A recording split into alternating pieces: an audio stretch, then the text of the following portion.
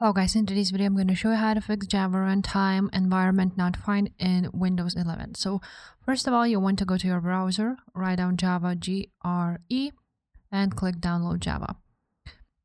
You want to go ahead and find the version of your Windows and click on here.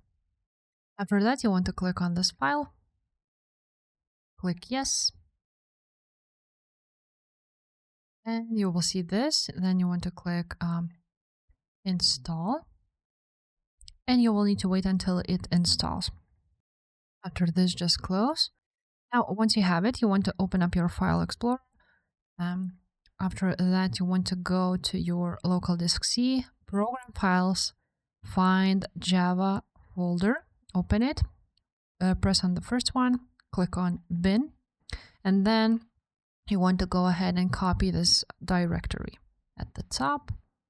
Once you have done that, you want to go ahead on search, write down View, Advanced, and System Settings. From there, you want to go ahead and click Environment Variables, and then